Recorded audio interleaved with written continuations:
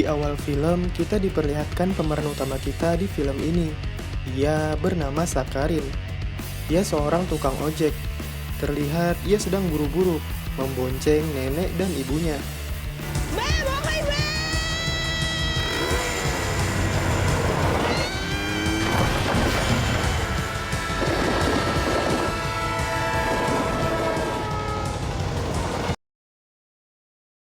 Kemudian, scene pun berpindah memperlihatkan keadaan 1 bulan sebelumnya.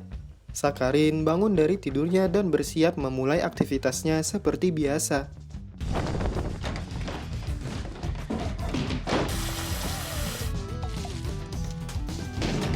Ia terlihat rapi dan gagah dengan seragam yang ia kenakan. Itu adalah seragam pegawai bank. Ia pun mendatangi ibunya untuk pamit bekerja. Ibunya adalah mantan penyanyi kafe, dan sekarang hanyalah bekerja sebagai tukang cuci pakaian di desa. Ia tinggal bersama ibu dan neneknya. Ayahnya sudah lama meninggal. Kini Sakarinlah yang menjadi tulang punggung keluarganya. Kemudian ibunya meminta Sakarin untuk membayar tagihan-tagihan rumah. Sakarin pun terlihat tak masalah akan permintaan ibunya itu. Sebelum Sakarin berangkat kerja, datanglah teman almarhum ayahnya. Ia bernama Paman Prica. Ia mantan perwira polisi. Ia datang bersama anaknya dan memberitahu ibu Sakarin bahwa ia akan pindah ke kota untuk berjualan boneka. Kemudian ibunya Sakarin dengan bangga mengatakan ke Paman Prica bahwa anaknya akan naik jabatan sebagai asisten manajer di bank. Karena rumahnya jauh dari kota, Sakarin biasa berangkat kerja menggunakan perahu dan dilanjutkannya dengan menaiki kereta api. Sesampainya di kota, Sakarin langsung membayar tagihan-tagihan rumah yang diminta ibunya. Lalu ia memasuki sebuah gedung dan mulai melirik ke arah belakang seolah-olah memastikan apakah ada orang yang mengikutinya. Sakarin kemudian memasuki sebuah toilet. Ia melepas seragam banknya dan menggantinya dengan pakaian tukang ojek. Ternyata selama ini Sakarin berbohong kepada ibunya. Ia mengaku bekerja di bank, padahal ia hanyalah seorang tukang ojek pengkolan. Ia melakukan semua ini karena ibunya. Ia tak mau membuat ibunya malu memiliki seorang anak yang gagal mengikuti jejak almarhum ayahnya. Almarhum ayahnya adalah mantan manajer di sebuah bank. Jadi selama ini ia berpura-pura sebagai pegawai bank di hadapan ibunya, agar membuat ibunya bangga memiliki anak yang bekerja di bank, sama seperti almarhum ayahnya dulu. Ketika di pangkalan, tiba-tiba ada calon penumpang yang mengarah kepadanya. Namanya Jai, seorang gadis cantik yang bekerja sebagai pegawai bank. Ternyata Jai adalah teman sewaktu SD-nya Sakarin. Sakarin sudah menyukai Jai sejak ia SD. Sakarin pun tidak mau temannya itu mengetahuinya bekerja sebagai tukang ojek. Sakarin awalnya mencoba menghindar. Namun karena pada saat itu gilirannya, Sakarin pun menutupi wajahnya agar tidak ketahuan. Karena penasaran, Jai pun menanyakannya. Akhirnya Sakarin pun ketahuan. Sakarin pun tak bisa berbuat apa-apa. Sesampainya di bank, datanglah seorang pria. Ia ternyata pacarnya Jai. Lalu ia memarahi Jai karena Jai datang terlambat. Sebelum Sakarin pergi, Jai memberikan kartu namanya dan meminta Sakarin untuk menghubunginya nanti. Scene pun berpindah ke keesokan harinya. Sakarin memulai aktivitasnya seperti biasa. Sebenarnya selama ini ia selalu mengecek lowongan pekerjaan di bank. Ia sudah melamar pekerjaan di bank berkali-kali, namun ia selalu dinyatakan gagal. Kemudian terlihat ada Paman Prica di dalam kereta. Karena Sakarin takut kebohongannya selama ini diketahui Paman Prica, ia pun mencoba menghindar dari Paman Prica. Saat Sakarin mau kabur, tiba-tiba tasnya tersangkut. Namun Paman Prica terus mengejarnya. Kemudian Sakarin bersembunyi di sebuah toilet. Saat dirasa sudah aman, Sakarin kembali ke dalam kereta. Tiba-tiba kunci motornya terjatuh. Kemudian Paman Prica langsung mengambil kuncinya dan menanyakan ke Sakarin kenapa ia bisa memiliki kunci sepeda motor, padahal ia bekerja di sebuah bank. Sakarin pun langsung menjawab kunci itu punya temannya. Paman Prica juga memberitahukan Sakarin bahwa ibunya besok akan datang ke kota untuk membantunya membawa boneka dan mainan. Terlihat Paman Prica mulai mencurigai gerak-gerik Sakarin yang mencoba menghindar darinya. Sesampainya kembali di pangkalan, Sakarin melihat Jai sedang menuju ke arahnya. Namun ada lelaki berbadan besar yang muncul di belakangnya. Karena pada saat itu giliran Sakarin, mau tidak mau ia pun harus mengantarkan lelaki itu. Dengan skill yang dimilikinya, Sakarin dengan mudah bisa melewati kemacetan jalanan. โอ้ยเบาพี่เบาพี่โอ้ยโอ้ยไม่พอชนเฮ้ยเฮ้ยเฮ้ยเฮ้ยเฮ้ยเฮ้ยเฮ้ย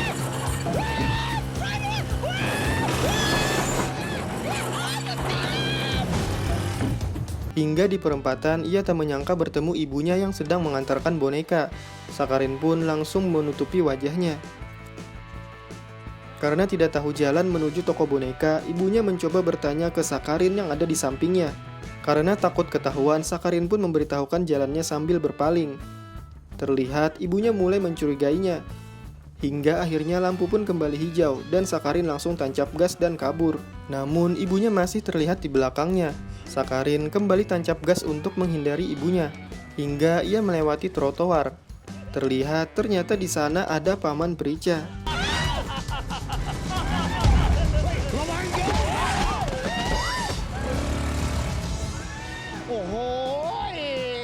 Kini hari pun sudah berlalu. Sakarin pulang menuju rumahnya. Saat Sakarin pulang, ia melihat ibunya mengobrol dengan foto almarhum ayahnya. Ibunya mengatakan ia sangat bangga dan senang melihat Sakarin dipromosikan menjadi asisten manajer di bank. Tiba-tiba Paman Prica kembali datang. Dan ibu Sakarin memberitahukannya bahwa ia melihat pengendara motor yang mencurigakan tadi siang. Paman Prica pun mengatakan akan membantunya mencari tahu orang mencurigakan itu. Mendengar hal itu, Sakarin pun mulai terlihat panik dan berkeringat. Scene pun berubah ke keesokan harinya. Kembali ke pangkalan, terlihat Sakarin diminta untuk mengantarkan sebuah cek sebelum banknya tutup. Sakarin pun langsung tancap gas, hingga ketika ia melewati genangan air, cipratan airnya mengenai anak dari Paman Prica. Sesampainya di bank, Sakarin dicegat satpam karena banknya ternyata sudah tutup. Kemudian terlihat anak dari Paman Prica masih mencarinya. Ia terus mengejar Sakarin tanpa henti. Ketika hendak melewati pagar, Sakarin tersangkut dan ia kena pukulan di bagian hidung. Tapi Sakarin masih bisa kabur. Kemudian ia menemui jalan buntu. Dan dirasa tidak ada jalan keluar, Sakarin pun memberanikan diri untuk melawannya. Tetapi anehnya orang itu malah hanya melewati Sakarin begitu saja.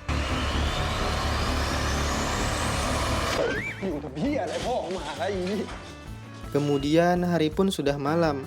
Terlihat Sakarin menelpon Jay. Ia ingin meminjam uang kepada Jay. Sakarin pun menemui Jay sehabis ia pulang kerja. Sesampainya di rumah, Sakarin berpura-pura terjatuh agar luka di wajahnya tidak dicurigai ibunya.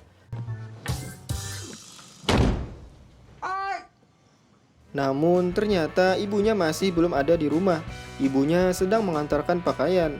Ketika ibunya sampai di rumah, ibunya pun terjatuh karena air bekas Sakarin. Kemudian ibu Sakarin meminta untuk dibelikan mesin cuci baru karena mesin cuci yang dipakainya sudah terlalu tua. Sakarin kemudian menghubungi Jay untuk meminjam uang lagi. Jay pun tak masalah dan meminta Sakarin untuk membayarnya dengan antar jemput gratis selama 2 minggu. Tiba-tiba ibunya Sakarin masuk ke kamar Sakarin dan menyuruh Sakarin mengundang rekan-rekannya di bank untuk makan bersama di rumahnya hari Minggu nanti. Kini hari Minggu pun telah tiba. Ternyata Sakarin menyuruh rekan-rekannya di pangkalan untuk menyamar sebagai pegawai bank. Sakarin pun memperkenalkan mereka berdua. Mereka berdua bernama Wong Ai dan Mbak Gong. Terlihat Paman Prica dan ibunya Sakarin mulai mencurigai mereka berdua. Paman Prica pun mulai bertanya tentang mata uang asing. Namun Wong Ai malah menjawab berputar-putar. Lalu ibunya Sakarin mengajak Sakarin untuk mengobrol ke belakang dan menanyakan apakah kedua orang itu benar-benar bekerja di bank. Ibunya merasa curiga karena merasa penyamarannya akan diketahui. Mereka pun memasukkan obat adrenalin ke minuman Paman Prica. Namun Paman Prica sudah menduganya.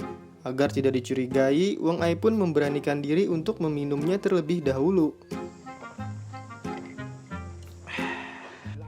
Terlihat obatnya pun mulai bereaksi. Paman Prica dan Wong Ai mulai bergerak-gerak tidak karuan. ทำไมบ้านมันรกอย่างนี้วะดูตรงไหนก็สกปรกให้ตายเถอะทนไม่ได้หรอกอย่างนี้กูอยู่ไม่ได้แน่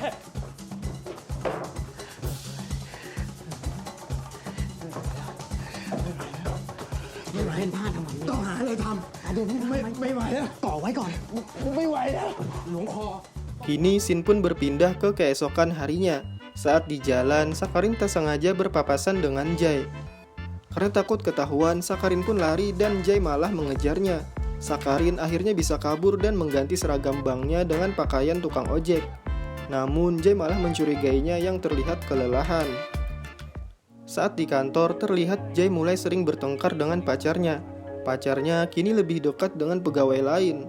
Lalu sepulangnya dari bank, Jay terlihat menangis.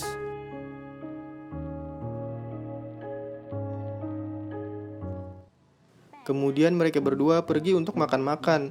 Di sana, Jay menceritakan tentang hubungannya dengan pacarnya. Lalu, Sakarin pun ditelepon untuk mengirim makanan ke acara pameran kuil. Dan ketika Jay hendak membayar, Sakarin pun dengan pedenya mengatakan ia yang akan mentraktir Jay. Namun, ternyata uangnya Sakarin malah tidak cukup.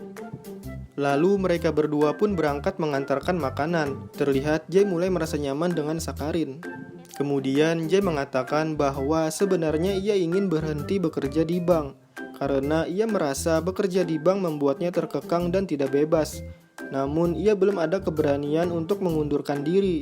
Sebenarnya Jay bercita-cita menjadi seorang pilot.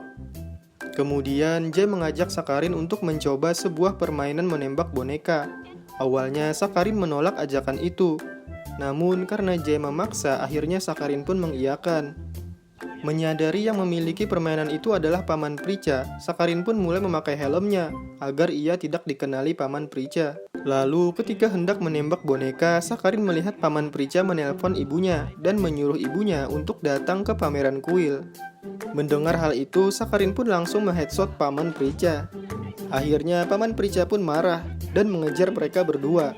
Mereka pun bersembunyi dan Paman Prica kehilangan jejak mereka. ไปไหนวะเร็วจังเลยอะไรเนี่ย Saat bersembunyi, mereka pun saling pandang. Terlihat Jay pun jadi salting di hadapan Sakarin. Saat sedang santai di rumah, tiba-tiba Jay menghubungi Sakarin. Ia mau mengajak Sakarin untuk memergoki pacarnya yang selingkuh. Sakarin pun mengajak kedua rekan ojek pengkolannya, Wang Ai dan Bak Gong. Mereka mendatangi sebuah hotel dan memergoki pacarnya Jay sedang berduaan di sana. Pacarnya pun tidak berkutik di hadapan Jay. Kemudian Jay langsung menyetrum pacarnya itu. Kemudian scene berpindah ke keesokan harinya. Ibu Sakarin kemudian memberitahukan kepada Sakarin bahwa teman lama almarhum ayahnya akan pindah tugas ke bank di mana tempat Sakarin bekerja. Di sana ia mau mengadakan pesta dan mengundang ibunya Sakarin untuk bernyanyi di sana. Kini tibalah di acara pesta. Terlihat ibunya Sakarin bernyanyi di acara itu. Sakarin juga mengajak kembali kedua rekan ojek pengkolannya untuk menyamar sebagai pegawai bank. Namun keberadaannya diketahui pacarnya Jay. Sakarin pun mencoba untuk bersembunyi. Ia pun bersembunyi ke bawah meja, lalu mencoba kabur lewat pintu depan. Namun saat mau kabur, Sakarin dicegat oleh Paman Prica. Ia pun beralasan mau pergi ke toilet. Saat di toilet, ia kembali bertemu kedua rekannya. Di toilet, Sakarin justru bertemu dengan teman lama almarhum ayahnya, yaitu Tuan Witaya. Kemudian Tuan Witaya mengajak Sakarin untuk keluar dan bertemu keponakannya yang juga bekerja di bank itu. Lalu Sakarin melihat ibunya sedang berada di toilet. Ia pun mulai panik. Tiba-tiba Jay datang dengan sedikit kesal. Lalu Jay berpura-pura mengajak Sakarin untuk keluar. Terlihat dari belakang pacarnya Jay mengikuti mereka berdua dan menguping pembicaraan mereka.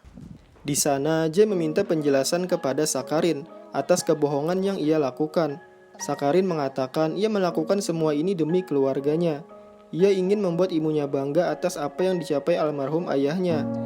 Ia tak tahu mau berbuat seperti apa lagi untuk membuat ibunya bangga, selain bekerja di bank seperti almarhum ayahnya. Pembicaraan itu pun didengar pacarnya Jay. Namun, saat hendak menuruni tangga, ia malah menabrak dua rekan Sakarin dan terjatuh.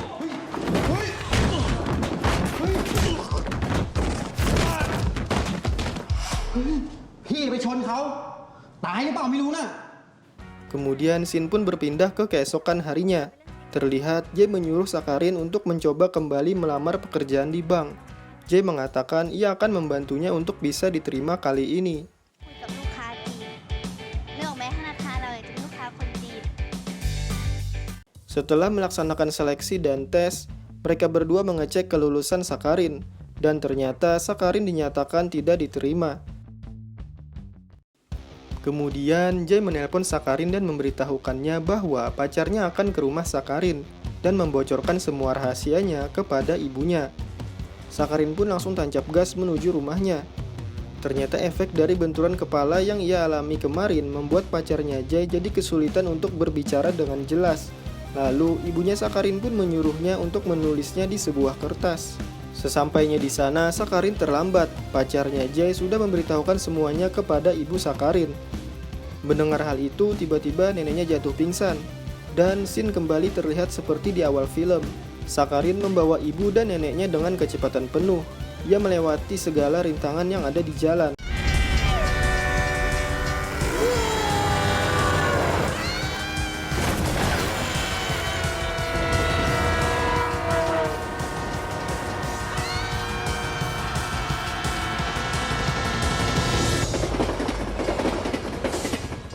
Akhirnya, ia sampai di rumah sakit dan neneknya langsung dibawa ke UGD. Saat di rumah sakit, Sakarin meminta maaf kepada ibunya atas kebohongan yang ia lakukan selama ini. Namun, sebenarnya ibunya Sakarin sudah mengetahui kebohongannya selama ini. Ibunya mengatakan ia pernah membuntuti Sakarin dan melihat Sakarin bekerja sebagai tukang ojek. Ibunya mengatakan dengan bangga ia tidak merasa malu memiliki anak yang bekerja sebagai tukang ojek. Kemudian saat mau membayar biaya rumah sakit, ternyata uang Sakarin tidak cukup. Tiba-tiba Jay menelponnya dan ingin membantunya. Lalu rekan-rekan ojek pengkolannya pun juga datang untuk membantu biaya rumah sakit. Saat pulang dari rumah sakit, tiba-tiba Bank NCB menelpon Sakarin. Bank itu mengatakan mereka sedang kekurangan pegawai dan mau merekrut Sakarin karena nilai Sakarin menjadi nilai tertinggi. Mendengar hal itu, Sakarin pun terlihat sangat senang dan langsung memeluk ibu dan neneknya. Kini hari pertama ia bekerja pun tiba. Terlihat ia sangat bersemangat untuk memulai hari barunya sebagai pegawai bank yang sesungguhnya. Setibanya di bank, Sakarin melihat pacarnya Jay yang ternyata ia dipecat karena bermasalah dengan pegawai lain. Sakarin merasa ada yang tidak beres. Ia melihat di meja kerjanya ada foto-foto Jay. Dan ternyata Jay telah memberanikan diri untuk berhenti bekerja di bank itu. Sakarin pun langsung mencari Jay. Dan akhirnya ia menemukan Jay di sebuah toko seragam. Sakarin pun bertanya kepada Jay, kenapa ia berani untuk mengundurkan diri. Jay pun menjawab ia ingin keluar dari zona nyamannya dan ingin mengejar cita-citanya sebagai seorang pilot. Kemudian Sakarin pun mengajak Jay untuk makan siang dan mentraktirnya. Lalu Sakarin pun ingin menanyakan satu hal lagi kepada Jay. Sakarin bertanya kepada Jay apakah ia mau menjadi kekasihnya. Terlihat Jay tidak menjawab pertanyaan Sakarin, ia hanya tersenyum. Dan film pun berakhir. Sungguh film yang sangat menarik, di mana yang awalnya Sakarin hanya berpura-pura sebagai pegawai bank. Namun akhirnya ia berhasil menjadi pegawai bank yang sebenarnya. Banyak pelajaran yang bisa kita ambil di film ini. Terima kasih buat teman-teman yang sudah menonton video ini sampai habis. Jangan lupa subscribe dan nyalakan lonceng notifikasinya. Saya Ahsan, terima kasih sudah menonton.